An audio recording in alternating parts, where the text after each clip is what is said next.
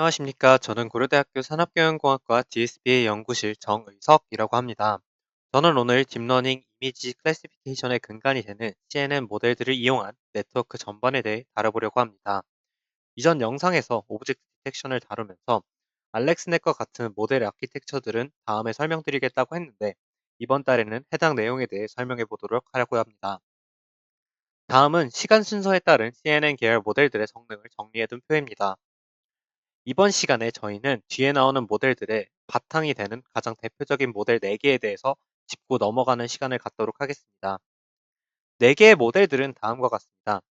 첫 번째로 2012년에 나온 알렉스넷, ImageNet Classification with Deep Convolutional Neural Network을 소개드리고 그 다음에는 2013년에 나온 ZFNet, Visualizing and Understanding Convolutional Neural Network, 그 다음으로는 2015년에 나온 VGGNet, Very Deep Convolutional Network for Large-Scale Image Recognition, 그 다음에 ResNet, Deep Residual Learning for Image Recognition 이렇게 4개를 다뤄보려고 합니다. 이제 본격적으로 들어가기에 앞서 여러분은 딥러닝 하면 뭐가 떠오르시나요? 저는 제일 먼저 인공신경망, Artificial Neural Network가 가장 먼저 떠오르게 됩니다. ANN은 다른 이름으로 다층 퍼셉트론, Multi-Layered Perceptron이라고도 하는데 CNN 모델이 나오기 전에는 딥러닝을 이용한 이미지 분류는 MLP를 사용하였습니다.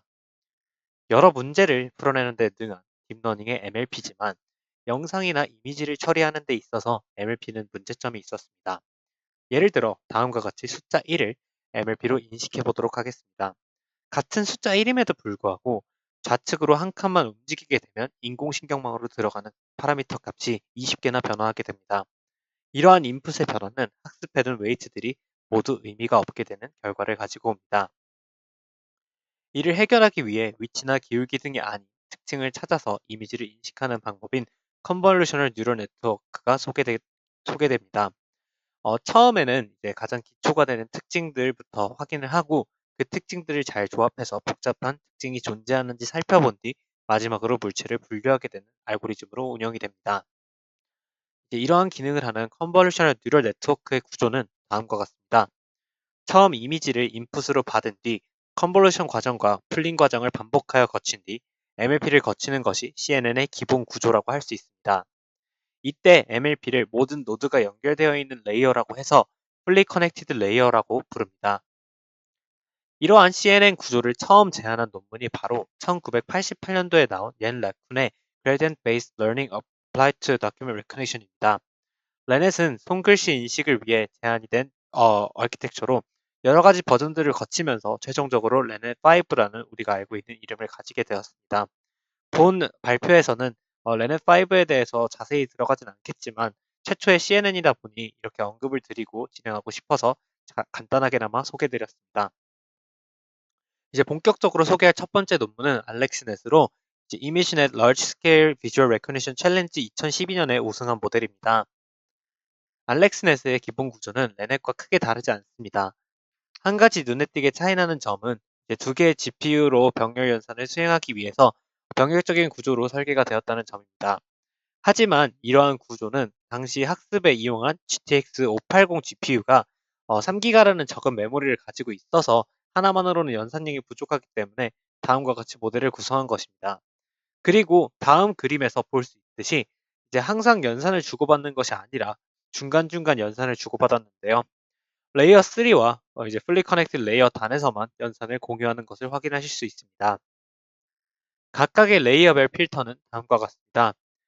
레이어 1에서 이제 레이어 2로 넘어갈 때와 레이어 2에서 레이어 3으로 넘어갈 때 맥스 플링과 에러렌, 로컬 리스폰스 노멀리제이션이 이루어지고 레이어 5에서는 풀리 커넥티드 레이어로 넘어갈 때 맥스 플링이 수행되는 것을 확인할 수 있습니다. CNN의 구조에서 이제 일반적으로 풀링은 컨볼루션을 통해 얻은 피처 맵의 크기를 줄이기 위한 용도로 사용되며 에버리지 풀링 또는 맥스 풀링을 사용하게 됩니다. 에버리지 풀링은 이름에서 알 수 있다시피 풀링 윈도우의 평균을 반환하게 되고 맥스 풀링은 최대값을 반환하게 됩니다. 이전 모델인 레넷5에서는 에버리지 풀링을 사용했지만 알렉스넷에서는 맥스 풀링을 이용하게 됩니다. 또한 이전까지는 풀링을 수행할 때 겹치는 부분이 없게 진행을 하였으나 알렉스넷에서는 3x3 윈도우에 스트라이드 2를 주어 윈도우가 겹치게 하며 풀링을 수행하도록 하였습니다. 여기 그림을 보시면 위에가 겹치지 않게 하는 넌 오버래핑 풀링이고 밑에가 겹치게 이동하며 이제 풀링 윈도우로 이동하는 오버래핑 풀링이 되겠습니다. 알렉스넷에서 액티베이션 펑션으로 렐로 함수를 이용하는데 렐로 함수는 이제 양수의 방향으로 입력값을 그대로 이용하고 음수의 값은 0으로 받는 함수입니다. 여기 위에 그래프와 식을 써놨고요. 그다음에 이제 그렇게 되면 컨볼루션과 풀링 연산을 수행할 때 매우 높은 하나의 픽셀 값이 주변의 픽셀을 영향을 미치게 됩니다. 이러한 부분을 방지하기 위해 다른 액티베이션 맵에 같은 위치에 있는 픽셀들끼리 정교화를 해주는 작업을 수행하는데요. 이를 로컬 리스폰스 노멀리제이션이라고 하고 수식은 다음과 같습니다. 이제 각각의 파라미터들을 관찰해 보면 이제 AIXY라고 있는 저 앞단에 있는 여기 이 파트는 이제 XY 좌표에서의 i번째 필터를 의미하게 되고 여기서 이제 나와 있는 라지 N 같은 경우는 이제 필터의 개수를 의미합니다.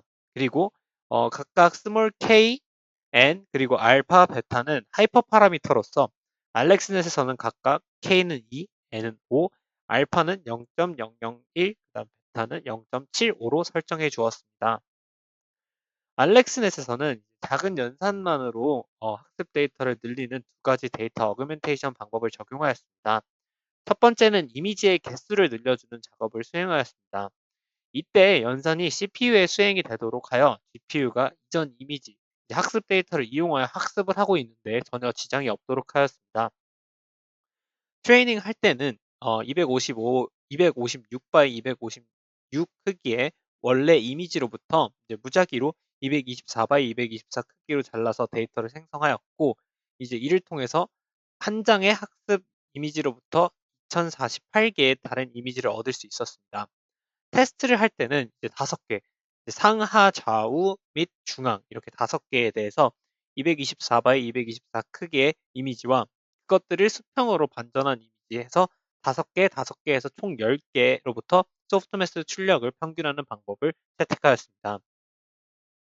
두 번째 방법은 이제 각 학습 영상으로부터, 학습 이미지로부터 이제 RGB 채널 값을 변화시키는 방법을 채택하였습니다. 이를 위하여 학습 이미지의 RGB 픽셀 값에 대한 주성분 분석을 수행하였으며 거기에 평균은 0, 표준 편차는 0.1 크기를 갖는 랜덤 변수를 곱하고 그것을 원래 픽셀 값에 더해주는 방식의 컬러 채널의 값을 바꿔 다양한 영상을 이미지를 얻을 수 있도록 하였습니다. 알렉스넷은 드롭아웃을 적용하여 학습 시간을 단축시키고 오버피팅의 문제도 해결하였습니다. 모델의 끝에 있는 풀리 커넥트 레이어에서 0.5 확률의 드롭아웃을 수행해 줌으로써 보팅 효과 및 코어 어댑테이션을 피하는 효과를 얻었습니다. 각각의 효과에 대해서 좀 더 부연 설명을 해드리자면 일정한 배치 구간 동안 줄어드는 이제 신경망을 이용해 학습을 하게 되면 그 망은 이제 망 나름대로의 오버피팅이 진행이 되게 되고 다른 배치 구간 동안 또 다른 망에 대해 학습을 하게 되면 그 망에 대해서도 일정 정도 오버피팅이 되게 됩니다. 이러한 과정들을 반복하게 되면 이제 반복하여 보팅을 수행하게 되면 보팅에 의한 평균 효과를 얻을 수 있기 때문에 결과적으로 레귤레이션과 비슷한 효과를 얻을 수 있게 됩니다. 그리고 특정 뉴런의 바이어스와 그다음에 가중치가 큰 값을 가지게 되면 해당 뉴런의 영향이 커지면서 다른 뉴런들의 학습 속도가 느려지거나 학습이 제대로 진행되지 못하는 경우가 있게 됩니다.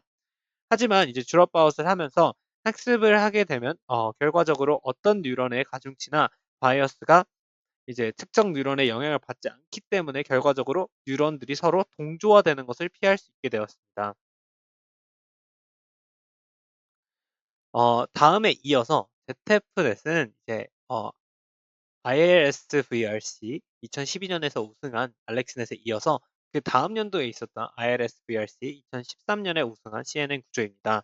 ZF의 저자는 이제 매스튜 디 질러와 그다음에 롭 퍼거스의 성을 한 자씩 따서 이제 ZF 이렇게 해서 붙여진 이름입니다. ZF넷은 다음과 같은 구조를 가지고 있습니다. 이제 ZF넷의 의의는 뭔가 새로운 구조를 만든다는 것보다는 구조 자체를 개선시키는 것이 아닌 이제 가지고 있는 CNN을 가시화하여 우리가 직접 CNN의 중간 과정을 눈으로 보고 개선 방안을 파악할 수 있는 방법으로 만들어 보자는 것이었습니다. ZF의 구조는 알렉스넷에서 GPU를 이제 두 개가 아닌 하나만 쓰고 일부 컨볼루셔널 레이어의 커널 사이즈와 스트라이드를 조절한 것 뿐입니다. 여기 앞단에서 이제 조절하게 되는데 인풋 단에서는 첫 번째 레이어로 넘어갈 때 알렉스넷에서는 이제 11 by 11 필터에 스트라이드 4를 적용했다면 ZF넷에서는 7 by 7 필터에 스트라이드 2를 적용해 주게 됩니다. ZF 논문의 핵심인 이제 비주얼라이징 기법에 대해서 접근해 보겠습니다. CNN의 중간 레이어의 피처 맵은 그 자체로는 의미를 알기 어려우므로 입력 이미지 공간에 이제 매핑을 해서 분석을 할 수 있습니다. CNN은 컨볼루션 연산 후 활성 함수를 통해 피처맵을 생성하고 그다음에 풀링을 하여 이미지를 축소시키는 것을 반복하게 됩니다. ZFNet은 이런 특정 피처들의 액티비티가 입력 이미지에 어떻게 매핑이 되는지를 이해하기 위해 이러한 과정을 역으로 수행하는 과정을 거칩니다. CNN의 맥스플링 대신 이제 언플링을 이용하게 되고 액티베이션 대신 렉티피케이션, 그다음에 컨볼루션 대신 디컨볼루션을 수행하게 됩니다. 좀 더 이제 디테일하게 들어가 보면 맥스플링 단계에서는 주변에서 가장 강한 자극만 다음 단으로 전달하기 때문에 역방향으로 진행을 할 때 어떤 위치에 있는 신호가 가장 강한 신호였는지 파악할 수 있는 방법이 없었습니다. 이에 ZF 개발팀은 스위치라는 새로운 개념을 도입하게 됩니다. 스위치는 맥스플링 시 가장 강한 자극을 가지고 있었던 가장 큰 값을 가지고 있었던 위치 정보를 이제 저장해 둔 것으로 역으로 언플링을 수행할 때 스위치 정보를 활용하여 가장 강한 자극의 위치로 정확하게 찾아갈 수 있도록 도와주게 됩니다. 그다음에 CNN에서는 이제 액티베이션 펑션으로 아까 렐루를 한다고 했는데 이제 렐루의 역과정을 수행하게 됩니다. 렐루의 경우 이제 아까 앞에서 식을 소개했는데 어 음의 값을 갖는 것은 이제 0으로 바꿔주고 그다음에 양의 값을 갖는 건 그대로 유지시켜주는 함수라고 했는데 여기서도 마찬가지로 그냥 음의 값은 그냥 0으로 유지하고 0 이상 값들은 그대로 이미 같은 값을 가지고 있기 때문에 그대로 유지해 주게 됩니다. 이제 이 저자 개발팀의 말로는 음의 값이 0인 것은 큰 영향을 미치지 않는다고 합니다. 그래서 이제 따라서 역과정을 수행할 때 다시 한번 정리해 보자면 양의 값들은 문제가 없고 이제 음의 값들은 복원할 방법이 없어서 그대로 0으로 유지해 주었지만 이제 나중에 큰 영향을 미치지 않았기 때문에 전혀 문제가 없었다라고 설명을 하고 있습니다. 다음 과정은 이제 필터에 대한 인버스 필터 연산을 수행하는 것입니다. 이 과정은 이제 수학적으로 역연산, 가역이 가능한 과정이기 때문에 특별히 문제가 될 것은 없습니다. 이번 시간에는 별도로 이에 대한 수학적 증명은 하지 않을 것이지만 오른쪽 그림을 보면 컨볼루션과 디컨볼루션이 이루어지는 과정에 있어서 필터가 트랜스포즈 되어 있는 것을 확인할 수 있습니다. 여기 보시면 여기랑 반대로 되어 있는 것을 보실 수 있습니다. 이제 자세한 내용은 여기 아래에 적어둔 링크에 이미지 출처 나와 있는 블로그인데 되게 잘 정리가 되어 있어서 궁금하신 분들은 확인해 보면 될 것 같습니다. 이렇게 디컨볼루션 작업을 수행하게 되면 정확하게 입력과 같은 상태로 매핑이 되는 것은 아니지만 대략적으로 아까 말했던 강한 자극들이 입력 녀석에 어떻게 매핑이 되는지 확인을 할 수 있습니다. 이렇게 결과를 시각적으로 확인을 할 수 있기 때문에 CNN에 대하여 더 잘 이해를 할 수 있고 한 걸음 더 나아가 어떤 구조가 최적의 구조인지 좀 더 잘 결정을 할 수 있게 된다고 개발팀은 설명하고 있습니다. 이제 다음은 여러 겹의 컨볼루션 레이어들이 존재할 때 가장 앞단인 레이어 1과 2를 시각화한 것입니다. 주로 이미지의 코너나 엣지 또는 컬러나 이제 같은 로우 레벨 특성들이 나타나는 것을 확인할 수 있습니다. 여기 보시면 이제 여기 선이랑 색깔들 그리고 이제 로우 레벨 피처들 이게 간단한 무늬들만 나오는 것을 확인할 수 있고요. 그다음에 다음은 레이어 3 하나 더 깊게 들어간 거에 대한 그림인데 해당 그림을 보면 아까 이전 슬라이드에 보았던 레이어 1과 레이어 2에 비해서 조금 더 복잡한 형태의 특징들을 잡아내는 것을 확인할 수 있습니다. 아까는 그냥 선과 색깔 정도의 기본적인 것만 잡아냈다면 이번에는 좀 더 비슷한 텍스처들을 갖고 있는 특징들 또는 어느 정도의 물체를 추출해내는 것을 확인할 수 있습니다. 여기 예를 들어서 여기 같은 경우 무늬가 아까에 비해서 확실하게 잘 잡아내는 것도 볼 수 있고 여기 같은 경우는 사람의 얼굴을 대충 좀 잡아내는 것을 확인할 수 있습니다.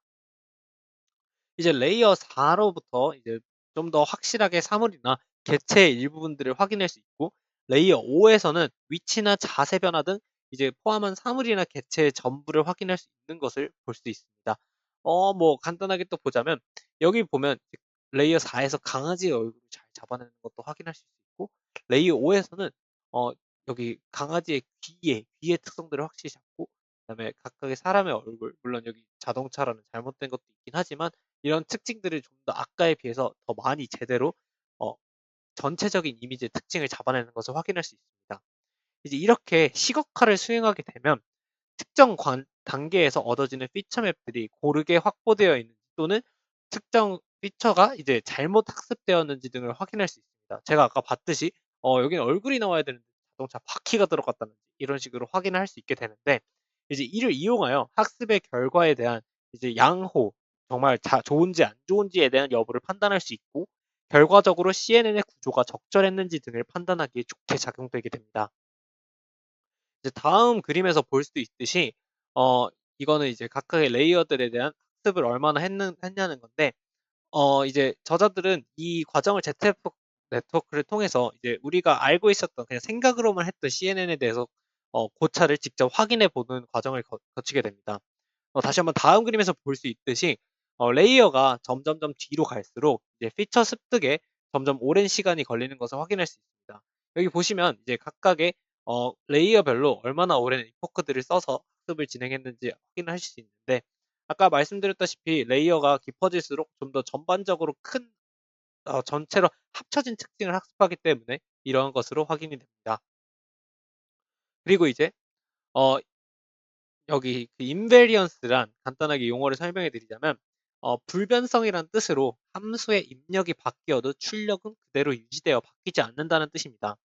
트랜슬레이션 인베리언스는 입력의 위치가 변해도 출력은 변하지 않는다는 의미로, 이제 강아지 사진에 강아지가 어느 위치에 있던 상관없이 그냥 강아지라는 값을 출력한다는 것입니다. 이미지 클래시피케이션에서는 당연히 중요하겠죠. 아까 MLP에서 봤듯이 1이 살짝 움직였다고 이게 1이 아니라고 하면 그건 잘못된 거겠죠. 이제 다음 그림은 위치, 크기 및 회전 이동의 정도에 따라서 이제 각각 레이어 1과 레이어 7의 피처 맵과 그다음에 원본의 이미지와 유클리디안 거리를 구한 것을 이제 나타내 줍니다. 앞쪽 레이어, 즉 레이어 1에서는 작은 변화에 대해서도 눈에 띌 정도의 엄청난 차이가 있는 것을 보여줍니다. 당연히 앞쪽 레이어는 선과 색깔 그 정도만 구분하는 거기 때문에 이제 많은 차이를 보여주게 되는데, 이제 뒤로 갈수록 점점 더 인베리언스, 불변성이 특징이 얻어지는 것을 실험을 통해 파악해내었습니다. 확실히 여기 이 변화량이 여기보다는 좀 덜한 것을 확인하실 수 있죠. 그 다음에 또한 이제 위치 이동과 크기 변화에 대해서 거의 이제 여기 같은 경우는 리니어한 특징도 가지고 있다는 것을 확인할 수 있습니다. 앞에서 다 언급했었지만 ZFNet은 시각화를 통해 좀 더 성능이 좋은 모델을 만들고자 했고, 그러한 탐색 과정을 통해 인풋단에는 첫 번째 레이어로 넘어갈 때 알렉스넷에서 적용해 준 11x11 필터 대신 어 이제 7x7 필터를 적용해 준 것이 더 좋다는 것을 찾아내게 되었습니다. B와 D는 알렉스넷에서 추출한 레이어 1과 레이어 2의 피처 맵이고, C와 E는 ZFNet에서 추출한 레이어 1과 레이어 2의 피처 맵입니다. 좀 더 자세히 확대해 보시면 이제 B와 C만 봐도 색감이 ZFNet이 좀 더 뚜렷한 색상을 뽑아내는 것을 확인할 수 있고, 그다음에 이제 D와 E를 비교해 보면 D의 몇몇 특성들이 뭉개지면서 제대로 특성을 잡아내지 못한 반면, E 같은 경우는 특징을 잡아내고 있는 것을 확인할 수 있습니다. 마지막으로 ZFNet 저자들은 센시티비티 어널리시스를 통해서 CNN이 개체의 정확한 위치까지 파악을 해준다라는 사실을 밝혀냈습니다. 이제 그것을 확인하기 위해 개체의 일부 영역을 사각형으로 이제 회색칠을 해서 이제 가리고 학습을 하면서 이제 결과를 확인하였고, 이제 이를 통해 물체를 가리면 그 물체를 제대로 분류해낼 가능성이 많이 떨어지는 것을 통해 이를 역으로 확인해내는 작업을 수행하였습니다. 다음 그림에서 A는 실험에 사용한 그림들을 보여주며 회색 사각형의 영역을 옮겨가며 이제 그 실험을 하는 것들을 보여주게 됩니다. 이게 그 회색 상자들을 이동하면서 학습을 하게 되는데, 그다음에 이제 B와 C는 레이어 5에서 가장 강한 액티비티에 대한 피처 맵과 그 히트 맵을 나타낸 것이고요. 그다음에 D와 E는 클래시파이어의 출력 값을 나타낸 것입니다. 이제 그림 설명 말고 좀 더 자세히 개념적으로 설명드리자면 B는 가리는 부분에 따라서 이제 레이어 5 액티베이션이 어떻게 달라지는가를 보여주게 되는데 예를 들어서 첫 번째 강아지 그림의 경우 회색 박스가 강아지 얼굴을 가렸을 때 액티베이션이 떨어지게 나타나는 것을 확인할 수 있습니다. 여기 보면 이 히트맵이 좀 더 엄청 학습이 잘 안 되는 것을 볼 수 있죠.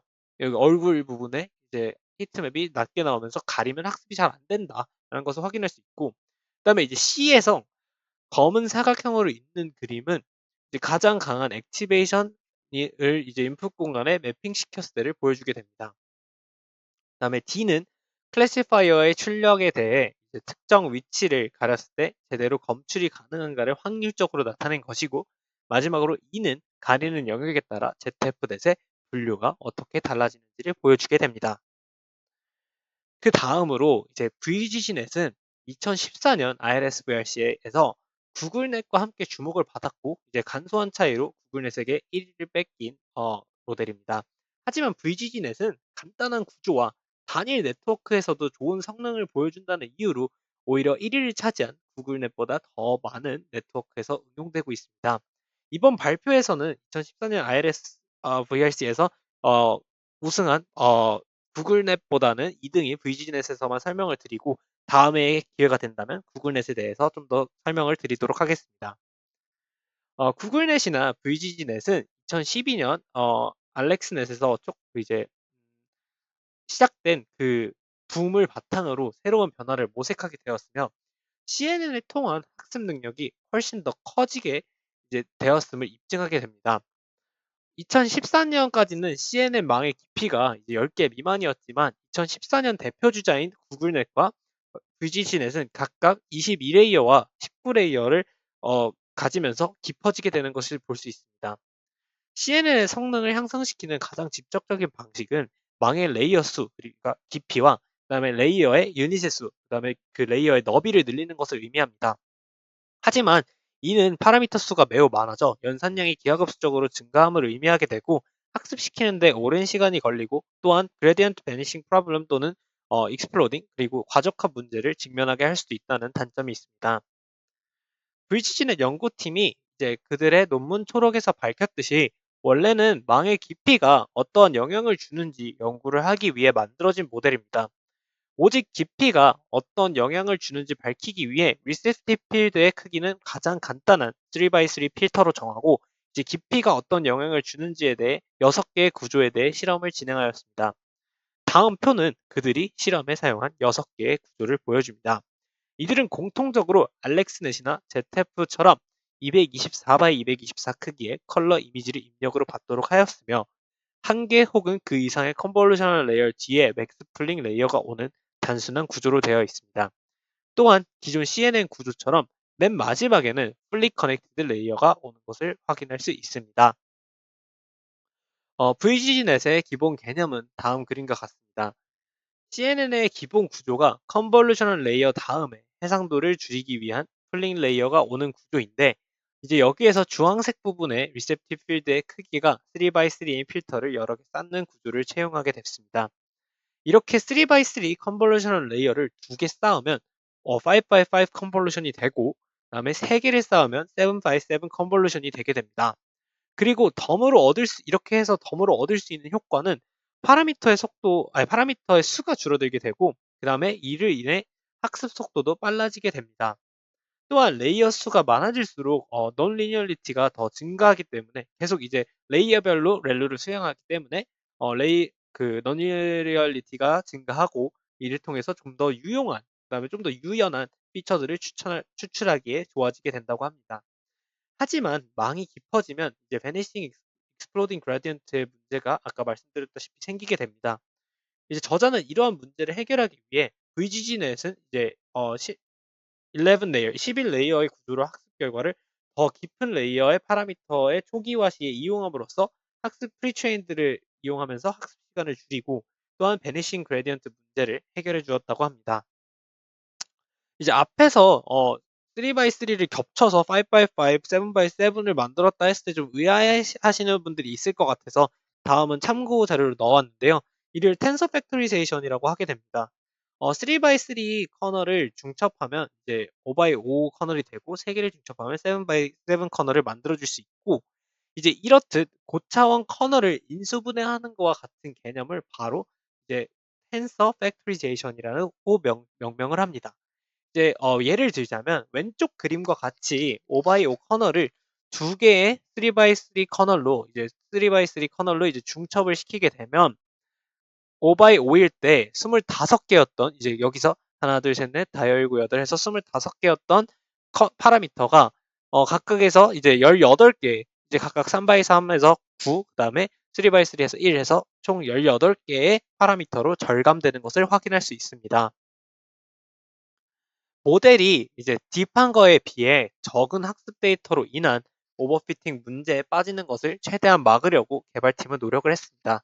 앞에서 소개했던 알렉스넷은 모든 학습이 이미지를 256x 256 크기로 만든 뒤 이제 거기서 무작위로 224x 224 크기의 이미지를 취하는 방식으로 학습 데이터의 크기를 2048배로 늘렸으며 RGB 컬러를 주성분 분석 PCA를 사용해서 이제 조작하는 방식을 사용하였습니다. VGG넷은 이제 이러한 RGB 커널을 주성분 분석을 이용하여 조작하는 방식은 비슷하게 진행이 되었으며 한 가지 차이점은 알렉스넷은 모든 이미지를 256x 256 크기의 싱글 스케일로 사용하였지만 VGG넷에서는 이제 싱글 스케일과 멀티 스케일을 사용하게 되었습니다. 싱글 스케일에서는 256 또는 384 두 개의 고정된 스케일을 이용하였고 그다음에 멀티 스케일에서는 256이랑 512 사이의 스케일 값들 중에 무작위로 확률적으로 선택해서 활용을 하게 되었습니다. 이제 트레이닝이 끝나고 테스트 단계로 넘어가면 VGG넷은 이제 Q라고 불리는 테스트 스케일을 사용해서 테스트 영상을 이제 테스트 이미지를 미리 정한 크기의 Q로 조절을 하게 됩니다. Q는 이제 트레이닝 스케일의 S와 같을 필요가 없으며 아까 말했던 싱글 스케일과 멀티 스케일과 같을 필요가 없으며 각각의 S에 대해 여러 개의 Q를 사용하게 되면 학습 결과가 점점 좋아지는 것을 이 두 표를 비교해 보면서 확인하실 수 있습니다. VGG넷은 별도로 이제 댄스 이밸류에이션이라는 개념을 적용하여 멀티크롭 방식과도 같이 이제 아블레이션 스터디를 진행하였는데요. 댄스 이밸류에이션과 멀티크롭을 동시에 수행한 모델이 더 좋았으며 마지막으로 모든 모델들을 퓨전한 값이 제일 좋은 성능을 보이는 것을 확인하실 수 있습니다. 오늘 마지막으로 소개해드릴 아키텍처는 이제 굉장히 유명하고 지금도 널리 사용되는 레스넷입니다. 이는 마이크로소프트 리서치에서 제안한 구조이며 ILSPR 2015년 대회에서 1위를 하였습니다.